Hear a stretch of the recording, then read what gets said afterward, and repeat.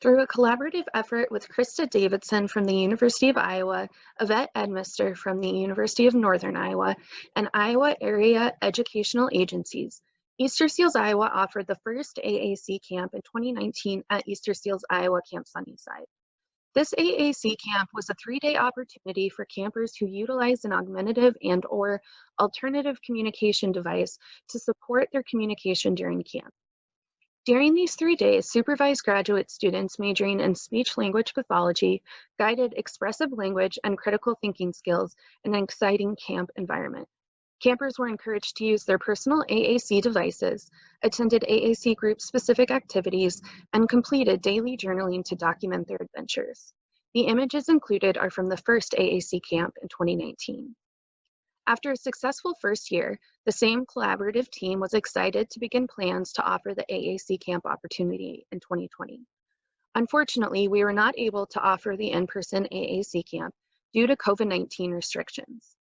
In this moment, the 2020 AAC camp could have been canceled and postponed until 2021. The team persevered and brainstormed, and with the support of Cassidy LaCroix, Easter Seals Iowa Camp Sunnyside director, the team decided to offer an alternative, a virtual AAC camp.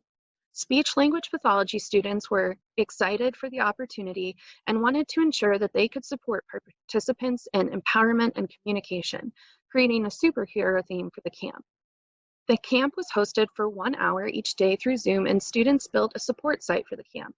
We offered Camp in a Box, which included all the needed materials for the activities that week, a free copy of each book included, and detailed instructions for families and guardians to access Zoom, along with additional resources for similar activities and projects.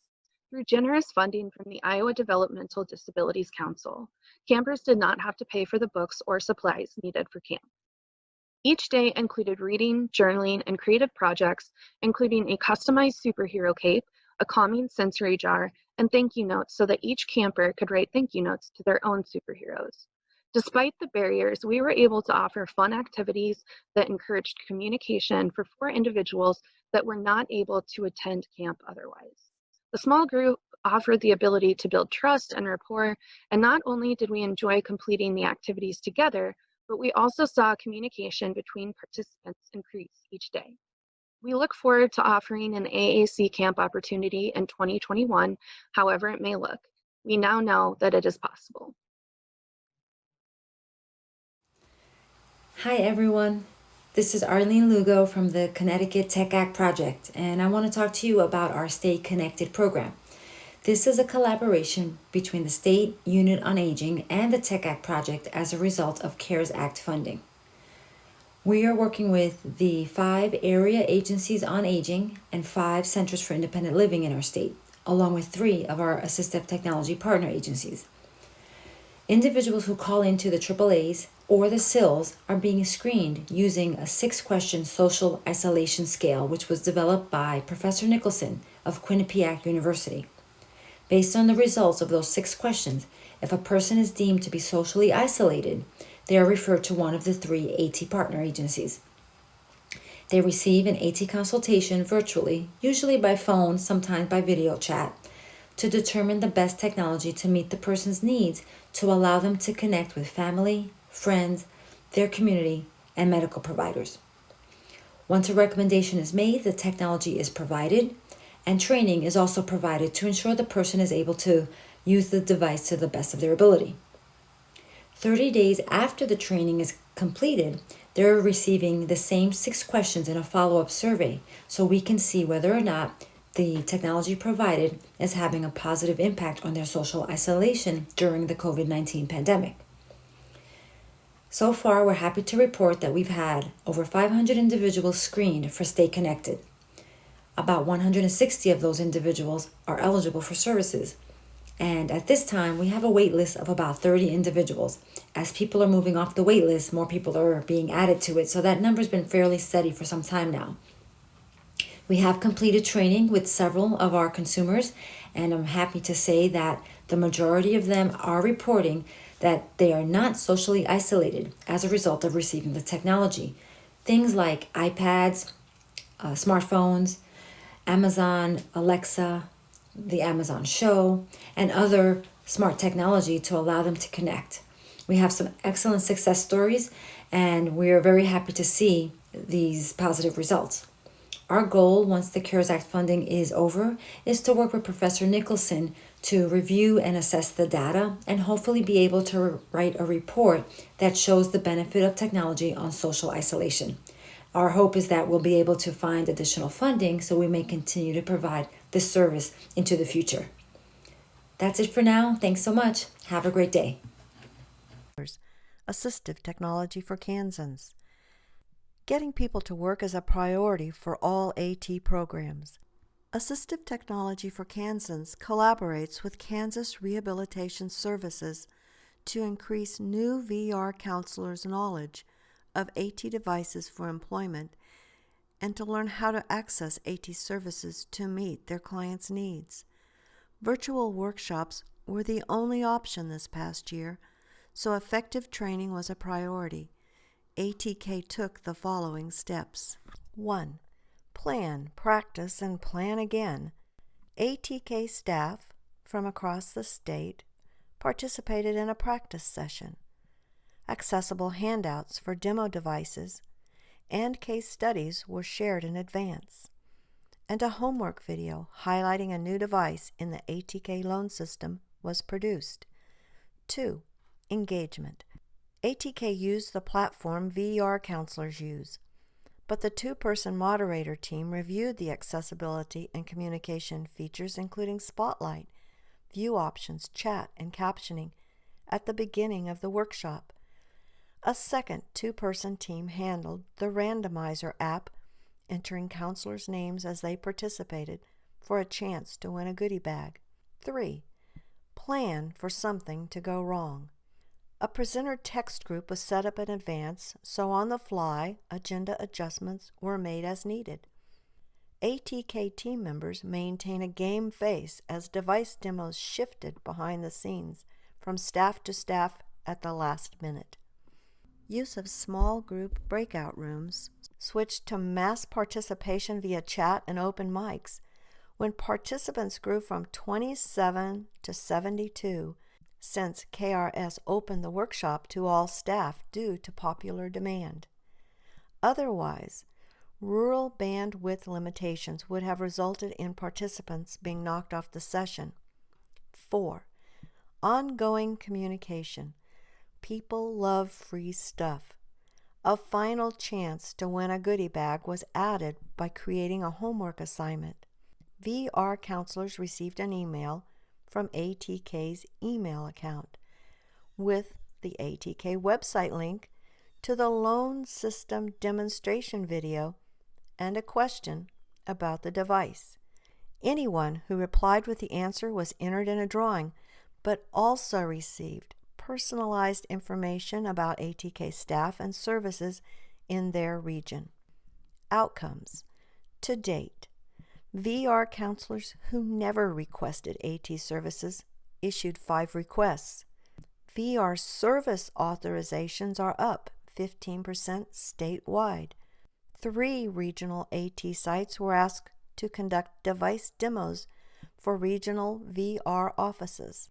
ATK's email receives an average of 10 questions a month from VR counselors. Assistive technology for Kansans.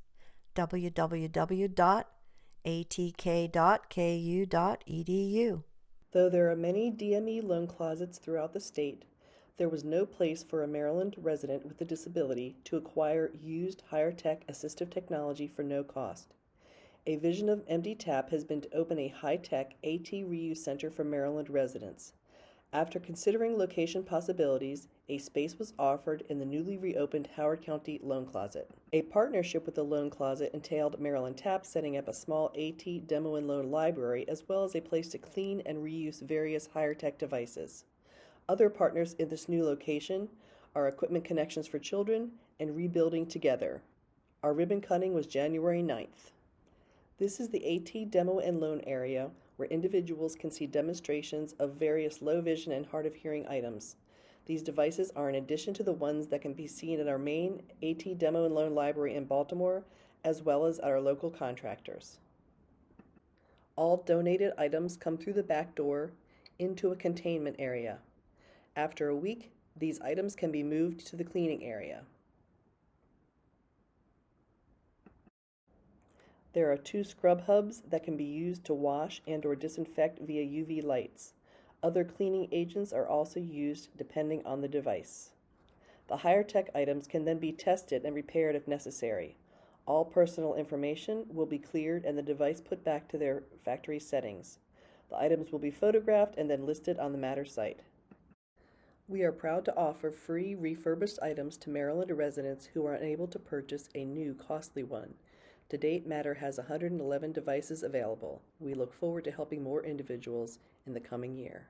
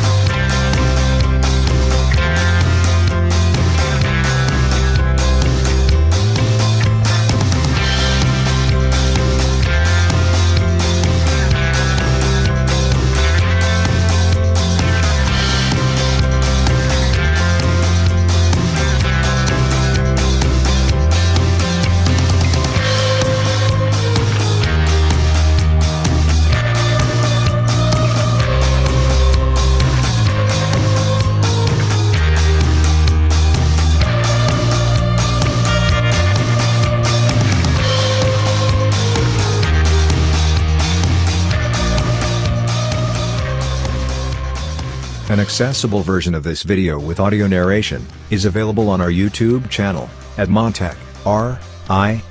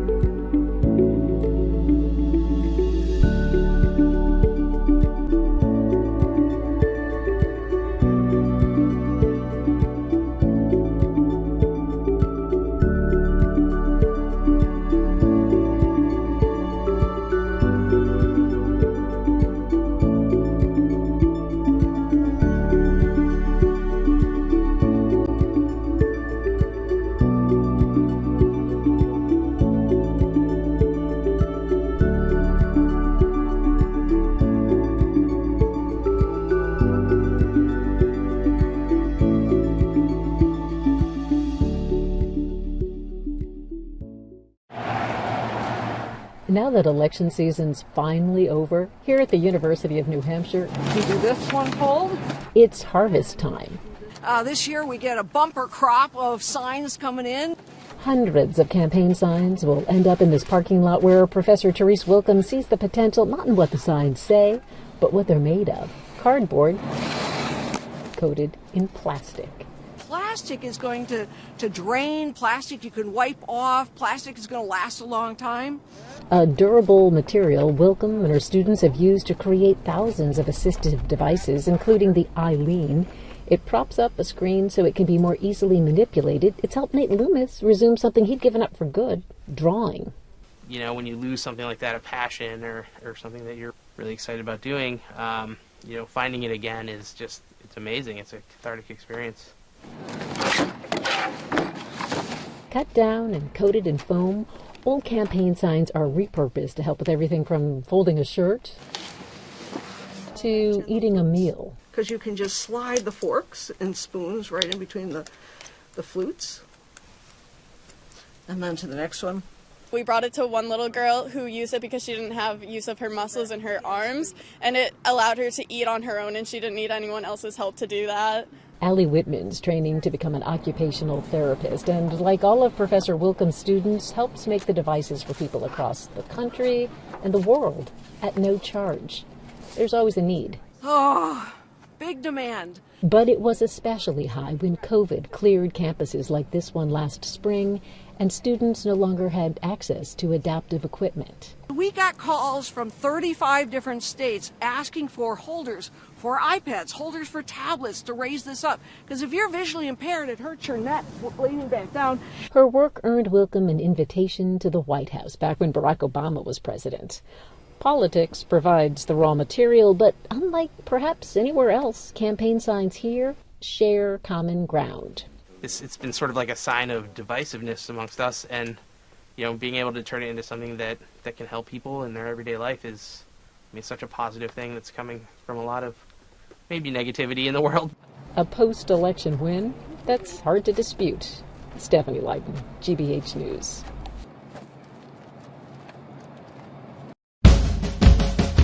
Hi, I'm Allison Robinson, Assistant Director for Oklahoma Able Tech, the state's Assistive Technology Act program. I'm excited to share with you our one big thing from this past year. If you can imagine, we spent a lot of time in front of our computers. So what do we have to show for it? Lots of online resources. Let's start by checking out the new program videos. Find them at www.okabletech.org. Click on this drop-down menu, Able Tech Core Programs. There's one video for device demonstration and short-term loan, one for device reutilization, and one for the financial loan program. Once on a program page, view the video in the right navigation.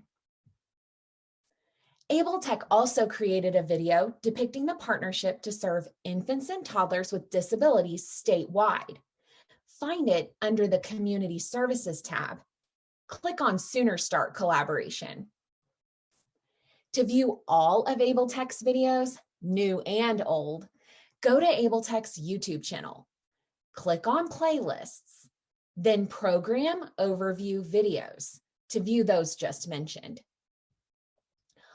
On Able Tech's Reuse Program playlist, you will find 11 new videos on assembling durable medical equipment, or DME.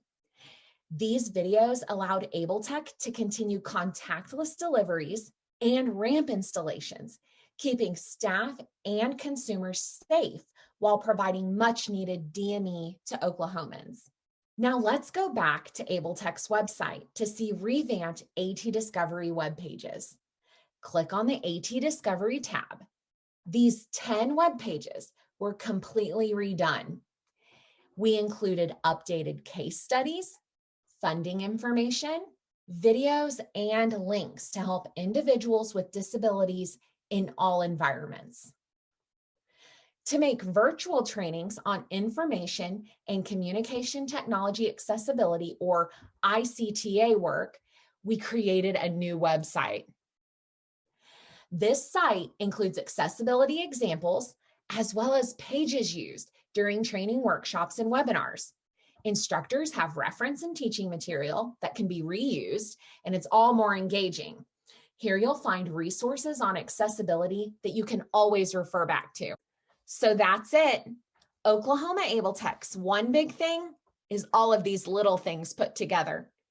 Thanks go to Able Tech's talented staff who took the ideas and turned them into reality. Hello, my name is Laura Plummer, and I am the Assistive Technology Program Coordinator for the state of Wisconsin. I oversee WISTECH, Wisconsin's AT Act program. Our program is housed within the Department of Health Services and is part of the Bureau of Aging and Disability Resources.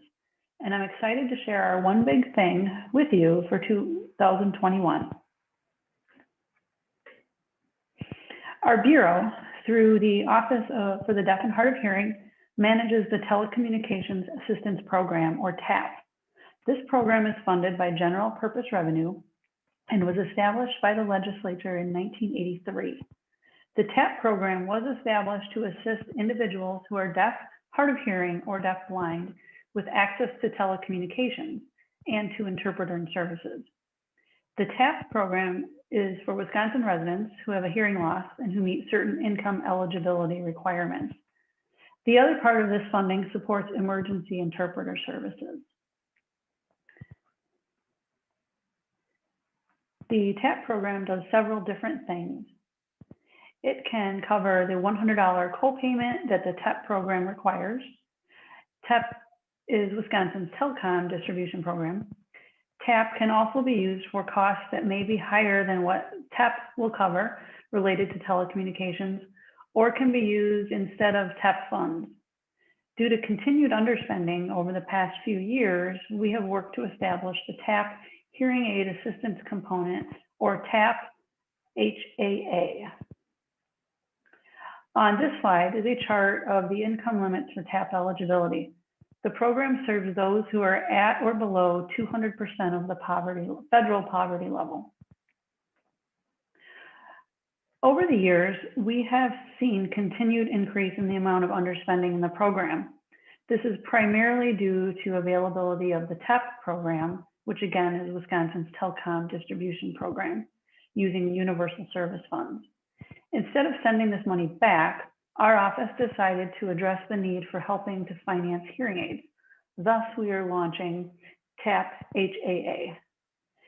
TAP HAA is available to Wisconsin residents who have a hearing loss as often as every 3 years. The individual must meet the financial eligibility and be working with an audiologist or licensed hearing aid provider. That provider must also be on the state vendor listing. The process involves a few steps.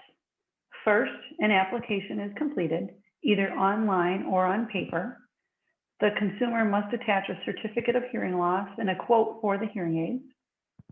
The hearing aids must also include a telecoil. Once approved, a voucher is issued to the consumer. The consumer then provides the voucher to the audiologist or hearing aid provider, who then redeems it with the state for payment. We are also requiring that the provider show proof that the consumer's account was credited for the voucher amount. The amount is up to $250 per hearing aid, or $500 total. There are a few limitations on the program, including not covering over-the-counter or mail-order hearing aids, personal hearing devices, online testing, or batteries. This program will also not cover previous purchases, hearing aid repairs, or non-approved vendors. WISTECH has worked with the staff in the Office for Deaf and Hard of Hearing on this program launch, as well as the facilitation of all telecom and hearing aid programs available to consumers.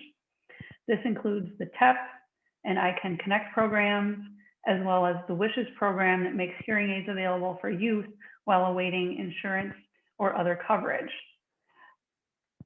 For questions, please contact myself or the TAP program manager, Monica Smith, or visit the TAP website.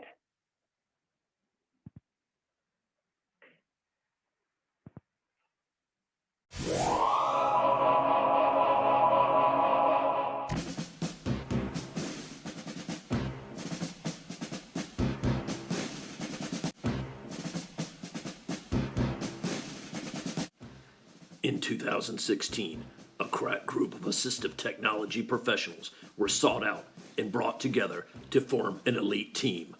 This team's mission to improve access to and acquisition of assistive technology devices and services for older adults and Virginians with disabilities. This team was developed throughout the Commonwealth, where they no longer reside in the Virginia underground.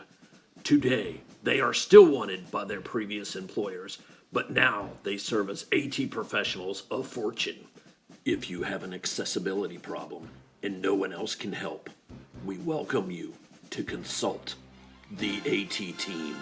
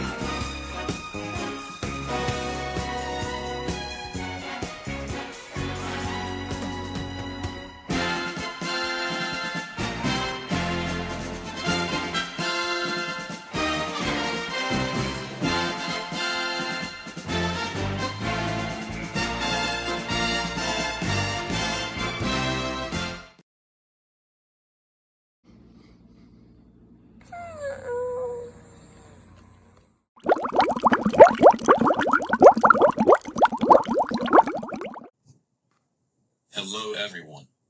Located in the beautiful Caribbean island of Puerto Rico, the Puerto Rico Assistive Technology Program, PRAD, makes assistive technology devices and services more available and accessible to individuals with disabilities and their families. Puerto Rico is a territory of the United States with Hispanic heritage, culture, religion, and language. In 3 years, Puerto Rico has been impacted by several natural disasters such as the Storm Irma and Hurricane Maria, the earthquake on January 2020, and the COVID-19 pandemic. PRAD recognizes that individuals with disabilities are disproportionately affected in disaster, emergency, and conflict situations due to inaccessible evacuation, response, including shelters, camps, and food distribution, and recovery efforts, including the needs of persons with disabilities at all stages of the disaster management process, and especially during planning and preparedness, can significantly reduce their vulnerability and increase the effectiveness of government response and recovery efforts. For this reason, in September 2020, PRAD offered the conference, Assistive Technology Alternatives for Emergency Situations.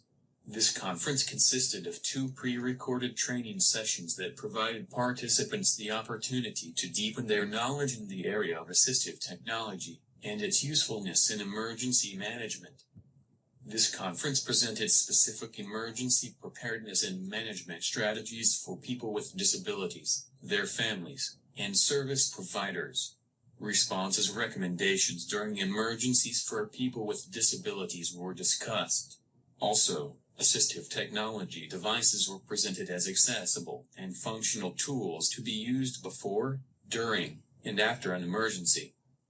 During this 2021 year, PRAD continues its commitment to people with disabilities. The COVID-19 pandemic has changed the way that we relate to each other and how we have access to services. As we shift to working, schooling, shopping, and communicating virtually, the pandemic is showing how many holes remain in digital accessibility. Recognizing this and taking ambitious steps to overcome growing inequality in the digital gap is critical for the future.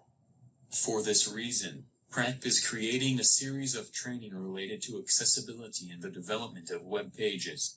This series of training will be offered to the personnel of the Puerto Rico Innovation Technology Services Agency, PRITS. PRITS is responsible for the effective integration of technology into government management and adopting a public policy for web accessibility. This training will address topics related to the importance of the web as an essential communication tool and the fact that people with disabilities and older people should have equal, barrier-free access. PrEP is very excited about this initiative, hoping it will strengthen the knowledge and topics related to web accessibility of the personnel in charge of technology integration and web accessibility for the government of Puerto Rico. Hi fellow AT programs, this is Angela Standridge with the Texas Technology Access Program. And my highlight for the year is working with the Texas Workforce Commission Vocational Rehabilitation Division. So about a year and a half ago, I started having monthly webinars with 29 assistive technology specialists that work for the Texas workforce. Their purpose is to support the voc rehab counselors in selecting and providing assistive technology tools for clients and consumers. Every time we meet, we talk about a new technology tip or strategy to use with consumers. In addition to that, Texas Workforce purchased AT kits for the AT specialists to use in supporting the vocational rehabilitation counselors. Over the past 6 months, we have been working on providing training to the AT specialists on what is in those kits. There are a variety of assistive technology tools in the kits, including augmentative communication tools, computers, access tools, supports for visual impairments, and lots of other things. Additionally, we are working to train all of the assistive technology specialists on the built-in tools in Windows, Apple, and Google devices. And in turn, those AT specialists are going to work on training the voc rehab counselors throughout Texas on being transparent in supporting those tools with clients and consumers that need assistive technology. To support this endeavor, me and the director of the voc rehab division of the Texas Workforce Commission have worked over a year to generate a memo of understanding. Getting the University of Texas and the state of Texas in one place at the same time has been a challenge. That's my highlight. Have a great day.